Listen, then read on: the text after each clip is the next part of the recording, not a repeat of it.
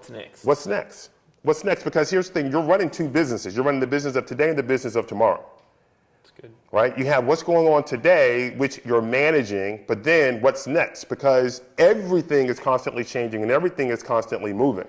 And you have a position that you're looking to hold, and you have positions you're looking to gain. But what ultimately happens is to keep a position. First of all, if you have a position, it's not permanent. If you were to think that a position, when you have it and you're number one, you're going to be able to hold it forever without doing anything, then Wayne Computers would still be around. Yeah. You know, you talk to most people today about a Wayne computer, they're like, what's that? And that's the point exactly. Wayne Computers was way before everybody else. I mean, like way before. But now they're like in the archives of extinction history. Well, I haven't heard of them. Yeah, Pan American Airlines. You know, Yeah. you think about all these companies that they had strong positions. But what happens is that if you don't do something to proactively advance your position, it's going to erode because of two things. One, the environment itself is going to change and it's going to erode. But then your competitors constantly shifting their positions will cause your position to erode. So you have to reposition or die. And you've consistently got to, as a business owner, you consistently have to keep educating, keep finding what the new curve is. Right, and that's a good point because we can never respond beyond our level of awareness. Yeah, sure. Now people say, well, information isn't power. Information is absolute power because, I mean, think about it. If you don't have information about your health, you can die because you didn't know you had that disease. Information puts you in a position of enlightenment and awareness so you have options to do something about it. You can never have too much information. Can you imagine the U.S. saying there's too much information on terrorists, or Australia saying there's too much information on terrorists? Or you're like, doctor, that's too much information on my health. You know, hey, that's too much information on what your lady's up to. You know, so it's really about managing the information and knowing that we're in an environment where it's coming from so many different directions. Because people think, oh, it's information overload. It really isn't. It's called information mismanagement. You need to understand how to manage the flow of information that's coming towards you. Information mismanagement. Yeah, it's not, and the proof of the fact that there's no such thing as information overload, in the history of libraries and bookstores, no one has ever passed out walking through the threshold of the door. Right? And there's millions of books in there, right? Yeah. But nobody goes, too many books, someone might hit it. No, there's no such thing. Yeah. Because the thing is, when you walk in there, you have a general idea of what it is you want. So but here's the thing: if you keep telling yourself, "Oh, overload," what do you think your reality is going to be? What do you think your experience is going to be? Out. Yeah, everything is going to be processed through this filter of overload, when it's really, okay, what's important, what's not important. What do I need to know versus what's nice to know? And that right there is where people go in error. They think everything is what they need to know. No, I would probably say 80% of information is nice to know information. The other 20% is what you need to know. So it's the 80-20 rule again, yeah? Yeah, so like nice to know, it's like, oh, but nice to know information is something that's like great, but you can't do anything with it. Sure. Right? You can't do anything. What am I supposed to do with that? Need to know information is the information that is actionable, that you can act on, that's going to help you to make continuous progress in the direction that you want to go. It's very good information. Especially as business owners, you've got to keep continuing to move forward. And so what you're getting in now is actually, you've come from an internet background, but a lot of the focus that you put now to business owners and people is how to manage that mind so you can actually focus on the business and then the profits. Right. And by doing that, that's obviously far more powerful than just giving a topic, for example, internet or health and fitness. It's actually everything up here. Then you can find out how you want to work your business and which is important and which is not important. Right. Which is very different to, I guess, when people are looking for a specific event like fitness trainers, they may be looking for information on the fitness business, but you're actually saying first fix your mind, and then you can actually find out what after that. Right, because I mean, without being too familiar with the fitness industry, I mean, there's a lot of different things that it just seems like everybody's just copying everybody else. It's like what's different? In every industry, they're copying everybody else. Yeah, so it's like If you don't start to expand your own mind, your mind is going to be nothing more than a carbon copy of everybody else. And if everybody is saying the same thing and doing the same thing, somebody is not necessary. What we want to do is understand the battle between being relevant and standing out. Being relevant is like you fit in to what's going on, but standing out is being different. For example, if we had a table full of balls, they all fit in because they're all round. Yeah. But if one was red and all the other ones were white, well, the red one fits in, but it also stands out. Sure. So what we want to do is we want to be relevant, but we want to be different at the same time. The relevancy makes us a part of the conversation. It allows us to sit down and talk. But it's the what's different. It's those advantages that we bring to the table. Like fitness trainers, like, what's the scope of your business? It's like, well, I want to help people get fit. Really, in today's splintered market, that doesn't work. Yeah. It really doesn't work. You want to have an area of specialty. For example, when the market was saturated with gyms, people are like, nobody else can come up with a gym. Well, Curves was able to come in because they focused strictly on women. And they didn't just focus on women. It was like, dudes, you can drop them off, but you really can't come in. It's almost like the women's bathroom. You can't come in there, you know what I mean? Unless you cross-dress it and you can slip by somebody, you just can't come in, But I think a lot of trainers, it's just, hey, I'm gonna help you get fit, I'm gonna help you do this. Find something that you specialize in. I mean, some people probably think it's limiting. It's like, you know what? I'm not just a fitness trainer. I am the ab guy. I'm the thigh guy. You know what I mean? Yeah. I'm the bust guy. You know what I mean? Whatever it is. Now, it may be like, well, what kind of fitness trainer would want to do that? It's like, why in the world would I want to just focus on one body part? Well, I tell you what, if you were to sit down and you talk to enough women, you'll find out they obsess over certain body parts. Some women don't want the flabby arms. So you're like the arm guy. I got the diet program for you to help you get your arm fit. I got the arm workouts to help you get your arm fit. You want that other stuff, hey, we can get into that, but I'm going to help you have the best looking arms when you're wearing that short sleeve shirt or that tank top. Because it's what they want. Right. Now, if you're looking for something that has any form of evidence that says that works, all you have to do is look at the Thigh Master. Because when the Thigh Master was created by these two guys, the Thigh Master actually did everything. The way it was made, it was for chest, you could do it for arms, you could do it for all kinds of stuff, and then they put it into the market and it failed. And one of the reasons it failed is because it was hard for the market to think, to accept as reality that this pretty much V-shaped spring thing can work that many body parts, even though it did, and they demonstrated it. Yeah. So what happened was they sold it off for I think like 50 grand to some marketers, not inventors, to marketers, and they were like, okay, screw this, it does everything. What is the most important thing today that women are looking to fix? So they kind of like did some focus groups and did some surveys, and they found out women are most concerned right now about their thighs. Now there was other stuff like midsection and all this, but it was like the thighs was the number one thing. So they called it the Thigh Master, they did some research for people, got Suzanne Summers, and they put the little Suzanne Summers one-page Thigh Master workout in there, became a blockbuster hit.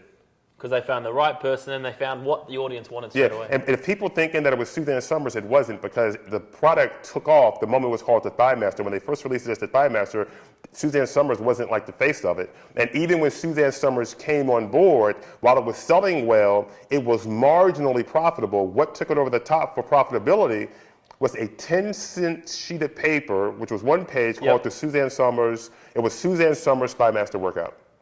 That one piece of paper just took it over the top. Just with a piece of paper with a Thigh Master. It's something so simple as that, because that's what people want. Right, but the thing is, if you're not talking to your market, and this is where information comes in at, if you're not aware of what the market is really thinking about and what they really want and they need and they wish for and what they're aspiring to, you can miss it. It's like a fitness trainer. It's like, so what makes you different?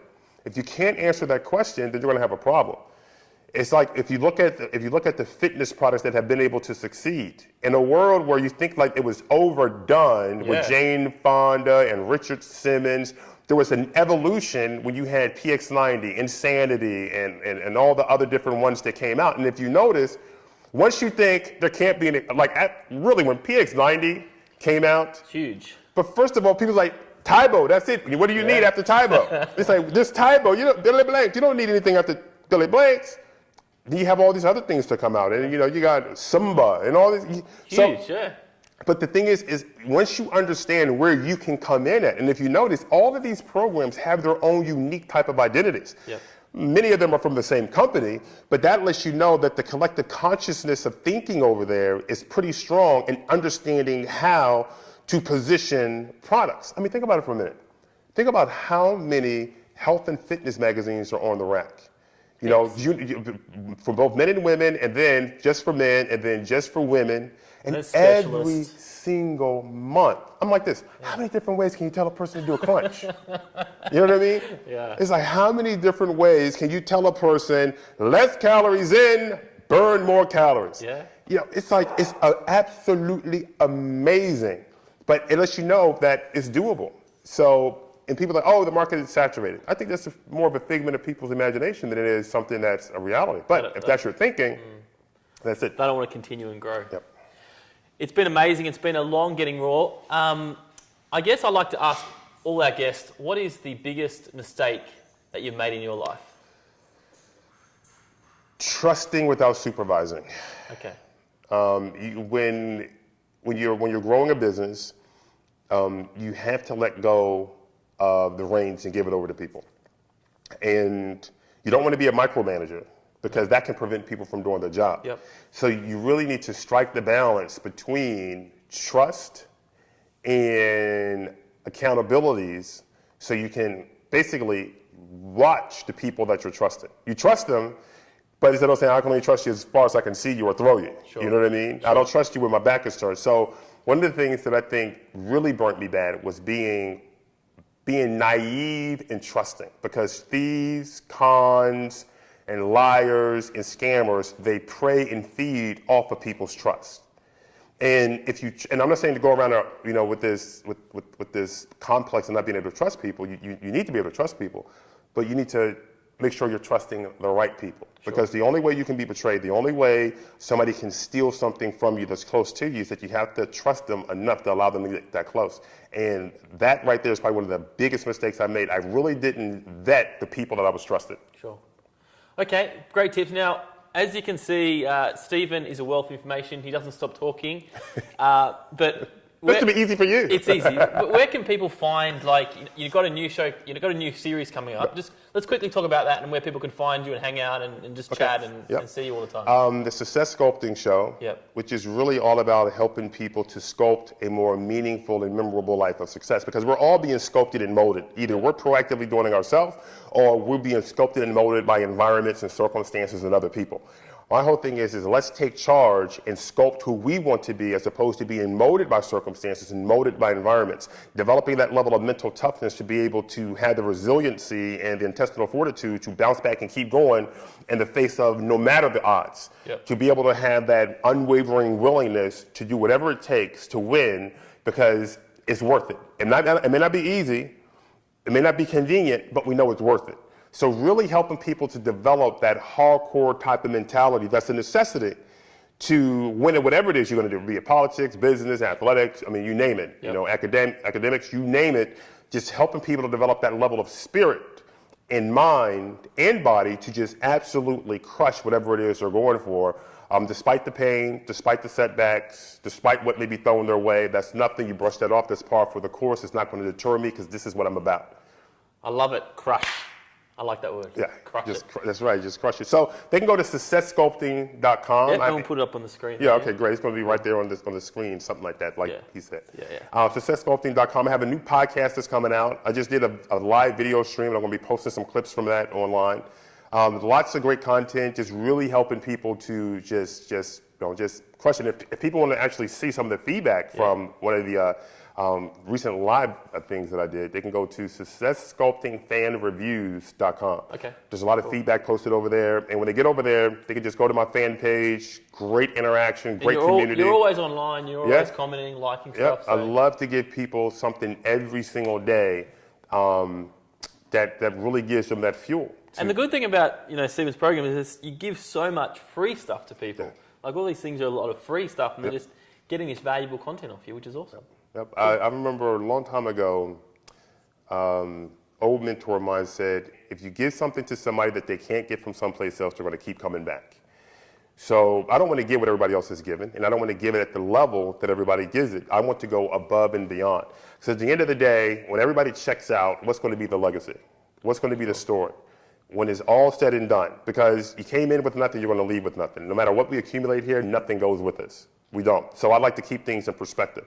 I like to think about when I'm doing something, what are the eternal implications on myself and on somebody else?